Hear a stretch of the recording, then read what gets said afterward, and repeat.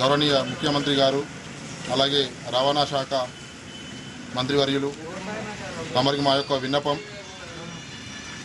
మీ గవర్నమెంట్లో ఆ రోజు మహాలక్ష్మి పథకం పెట్టిన తర్వాత మీ మేనిఫెస్టోలో పెట్టినటువంటి ఏదైతే ఉందో మరి ఆటో డ్రైవర్లకు మీ మేనిఫెస్టోలో 12,000 రూపాయలు సంవత్సరానికి ఇస్తామని మా ఆటో డ్రైవర్లకు మీరు చెప్పారు.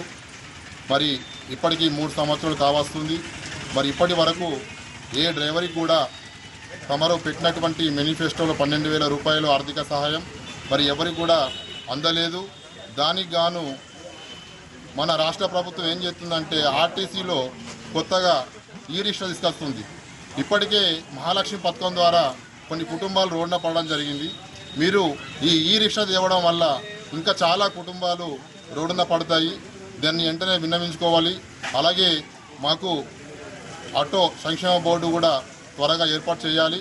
మా డిమాండ్లు తీరే వరకు రాస్తా రోకోలు, ధర్నాలు ఇవన్నీ యథావిధిగా జరుగుతూ ఉంటాయి. ప్రతి జిల్లా వ్యాప్తంగా, మండలాల వ్యాప్తంగా ప్రతి ఏరియాల ద్వారా నిరసన కార్యక్రమం అనేది మా వాగ్దానాలు, మా డిమాండ్లు నెరవేరే వరకు ఇవి ఖచ్చితంగా చేస్తూ ఉంటాము.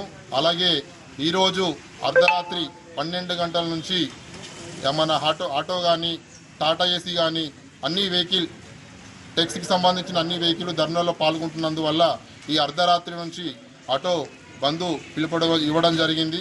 మరి సోదరులు డ్రైవర్లు ఎక్కడున్నా కానీ యథావిధిగా మరి వారి యూనిఫామ్తో వచ్చి ధర్నాలో పాల్గొని నిరసన కార్యక్రమాలు తెలపాలని ప్రతి ఒక్క డ్రైవర్ కార్మికుని తెలపడం జరుగుతుంది. రాష్ట్ర వ్యాప్తంగా ఆటో బంద్కు అనేక సంఘాలు పిలుపునివ్వడం జరిగింది. దాన్ని దృష్టిలో పెట్టుకొని మా కార్మికుల యొక్క మా శ్రమ యొక్క దోపిడీ జరుగుతుందని చెప్పి మేము ఈరోజు ప్రభుత్వాలకు విన్నవించుకునేది ఒకటే, మాకు ఇస్తా అన్నటువంటి 12,000 ఎక్స్ట్రేసియా మనకు ఇంతవరకు ఇవ్వలేదు. 3 సంవత్సరాలు జరిగింది. మరి మీరు ప్రభుత్వానికి మహాలక్ష్మి పథకం పెట్టారు, చాలా బాగానే ఉంది.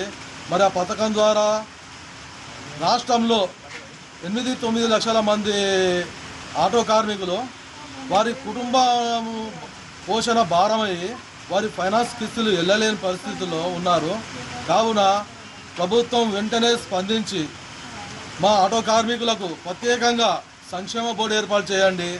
ఆ బోర్డు ద్వారా ప్రత్యేకంగా మన కార్పొరేట్ వైద్యం, ఇప్పుడు ఎవరైతే ఉద్యోగస్తులు ఉన్నారో ఆ ఉద్యోగస్తులకు మీరు కార్పొరేట్ వైద్యం ఎట్లా ఇస్తున్నారో మా ఆటో సంక్షేమ బోర్డుకు మా డ్రైవర్లకు ఆటో నడిపి ఇందులోనే 50 ఏళ్ల తరబడి నడిపి ఉన్నటువంటి డ్రైవర్లకు కార్పొరేట్ వైద్యం అందించే విధంగా, మరి వాళ్ళ పిల్లలకు ఉచిత విద్య అందించే విధంగా, మరి అంతేకాకుండా ఈ కార్పొరేట్ వైద్యమే కాకుండా ఇప్పుడు ఆటో కార్మికులు 40 ఏళ్ళు నడిపి అతను పింఛన్ స్థాయి పోతున్నాడు.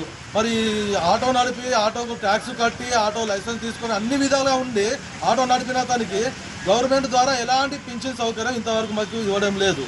కావున రాబోయే రోజుల్లో ప్రభుత్వాలు ఖచ్చితంగా గుర్తించుకొని మా ఆటో కార్మికులకు ప్రత్యేక సంక్షేమ బోర్డు ఏర్పాటు చేసి దాని ద్వారా ప్రత్యేక సంక్షేమ పథకాలను మా ఆటో కార్మికులు ఇచ్చి మమ్మల్ని కాపాడాలని చెప్పి మేము ప్రభుత్వానికి విజ్ఞాపిస్తున్నాము. లేని పక్షంలో మేము ఖచ్చితంగా రాస్తా రూకోలు మేము ఖచ్చితంగా రాస్తా రూకో మరి కాదంటే హైదరాబాదు ముట్టడికి కూడా మేము వెనుకాడామని చెప్పి మేము ప్రభుత్వానికి తెలియజేస్తున్నాం.